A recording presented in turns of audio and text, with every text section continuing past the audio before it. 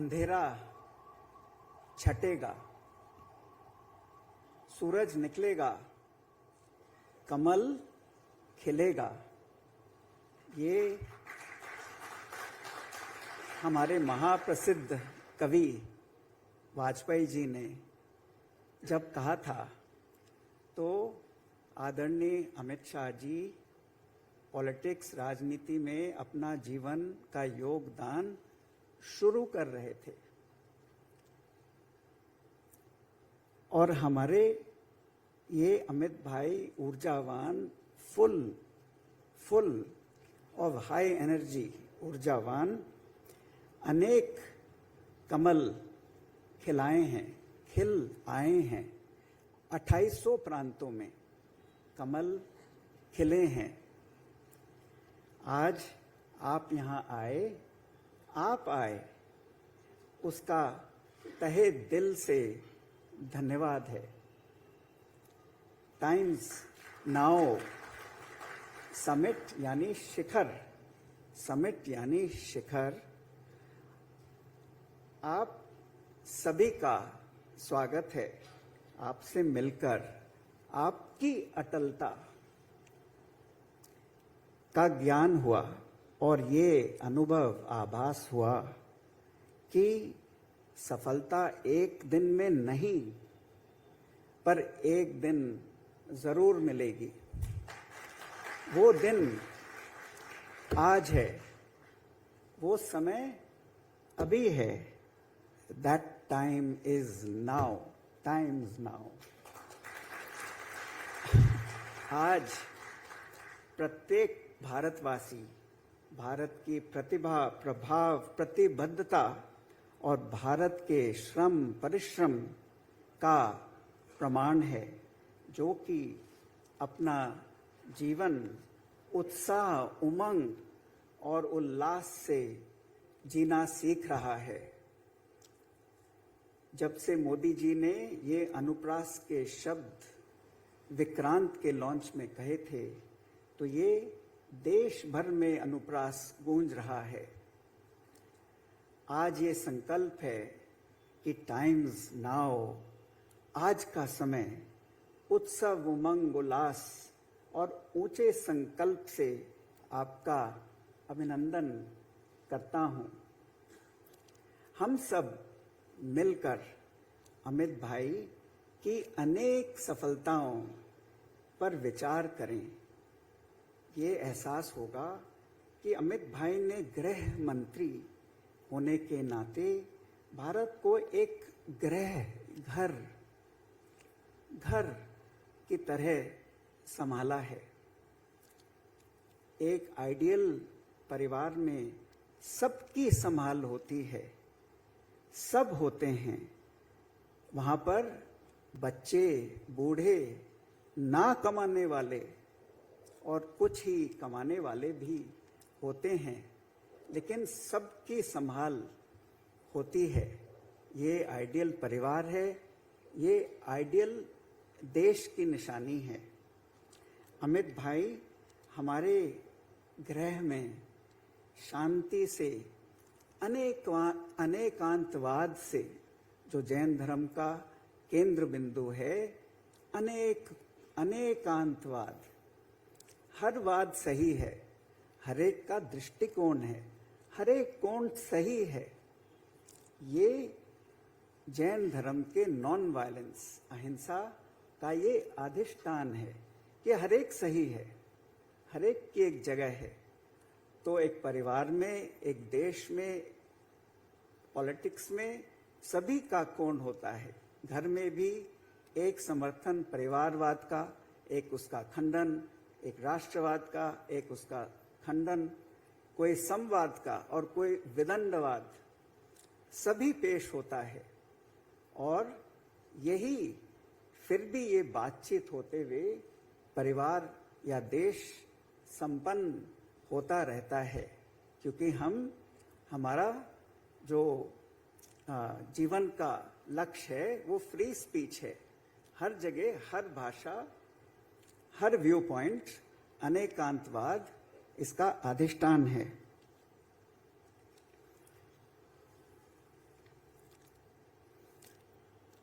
जिस तरह अखंड भारत की सीमा बाली से लेके अफगानिस्तान तक थी। बाली आप जाओगे, मैं गया हूँ, होटल में पूछना यहाँ कौन सी जगह मैं देख के आऊँ, तो वो आपको मशहूर मंदिरों में ही भेजेंगे। वहाँ पे हर देवी देवता के मंदिर हैं, और क्योंकि उनकी नाक नक्श हमारे से थोड़ी फर्क है, तो वहाँ देवी देवता उनके नाक नक्श और कई छोटी छोटी रीति में फर्क है हमारी रीतियों से, लेकिन पूजा और वही देवी देवता हैं। अनोखी बात है।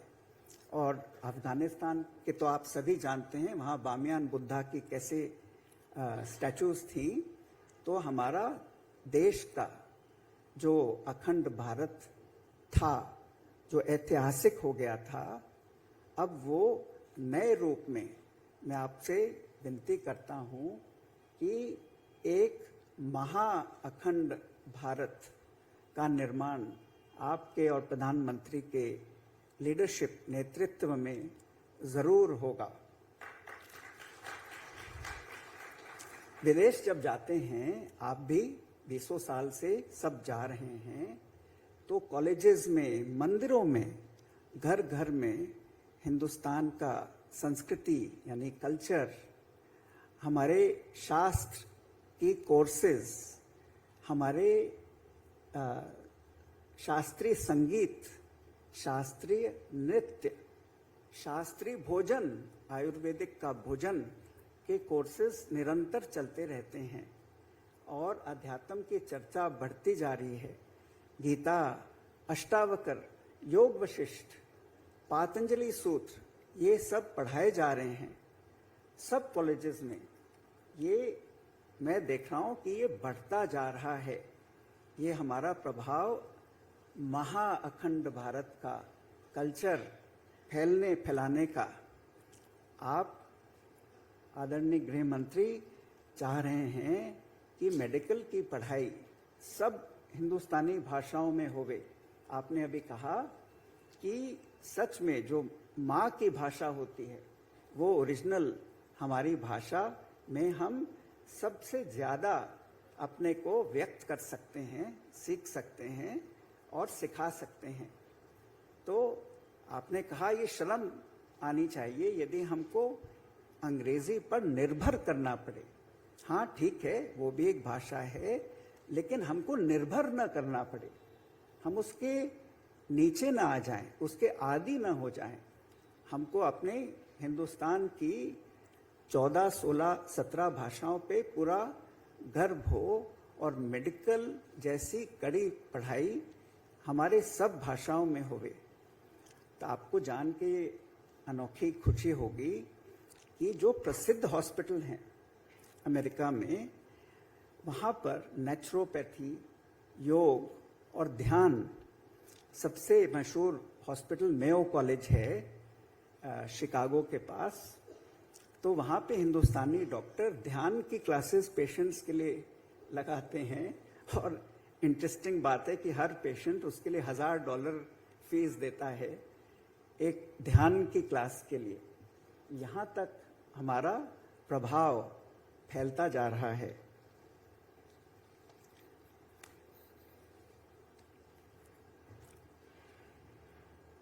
प्रधानमंत्री ने जैसे रशिया को कहा कि ये युद्ध का समय नहीं है, ये उनकी शैली थी कि कोई विदेश वाला कैसे समझे।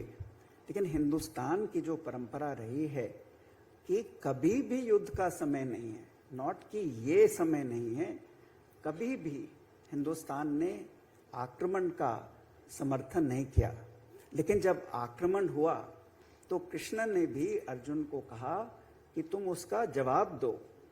लेकिन हमने, हिंदुस्तान ने या कृष्ण ने आक्रमण नहीं सिखाया। इसलिए हमारी मिनिस्ट्री, इंग्लैंड में उसको वॉर मिनिस्ट्री कहते थे, हमने उसको डिफेंस मिनिस्ट्री कहा। और मेरे को ऐसा विचार आ रहा था कि गृह मंत्री, ये पीस मिनिस्ट्री का नाम आप विचार करें, क्योंकि घर घर में शांति इससे फैलेगी और फिर सारे विश्व में पीस होगा। There is no path to peace, peace is the path. ऐसा नहीं है without war no peace, peace is the path. ये महाभारत का समय नहीं है, अखंड भारत इतिहास हो गया है। ये जो समय है महाअखंड भारत का। ये महाशब्द बहुत अनोखा है। इंग्लैंड 400 साल पहले संकल्प किया कि हम विश्व में छा जाएंगे, तो उन्होंने, गूगल से मैंने निकाला, 400 साल पहले ये ग्रेट शब्द जोड़ा। ग्रेट यानी एक छोटा सा देश जिसका साइज बिहार जितना है, हमारे से 7% इंडिया से उनकी जमीन है। इतने छोटे से देश ने सिर्फ संकल्प के आधार पर विश्व में 400 साल वो छा गए। पिछली जो शताब्दी गई तब तक इंग्लैंड का प्रभाव था। ये जो शताब्दी है जिसके सिर्फ 20 साल गुजरे हैं, आप देखते जा रहे हैं कि ये हिंदुस्तान की शताब्दी होगी, क्योंकि हमने हिंसा के माध्यम से विश्व नहीं जीता।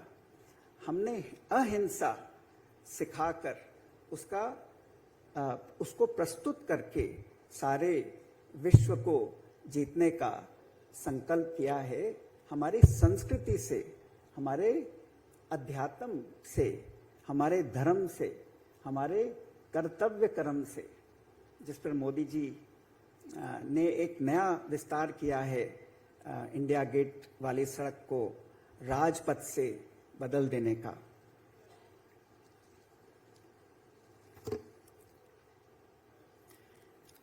ये अहिंसा का सिद्धांत, सोचो कि गांधी जी ने, महावीर और बुद्ध, 3000 साल से ये चलता आ रहा है। कोई शास्त्र नहीं मिलेगा, क्योंकि मनुष्य का बेसिक नेचर, बच्चों, 3 बरस के बच्चों में आप देखोगे एक दूसरे से लड़ाई करेंगे, धक्का देके गिरा देंगे।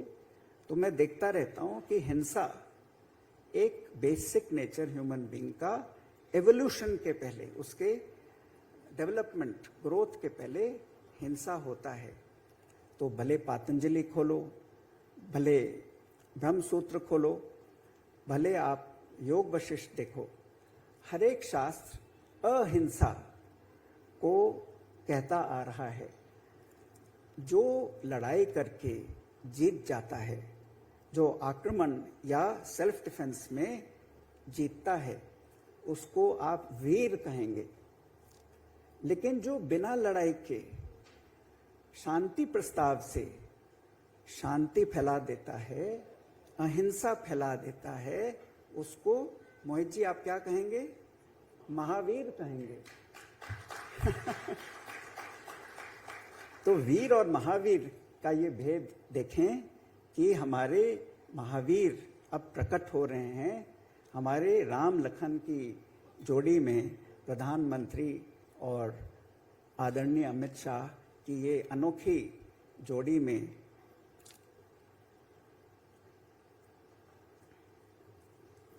ये जो समय आ गया है, ये न भारत का अभी है, न भारत का ये टाइम्स नाउ है।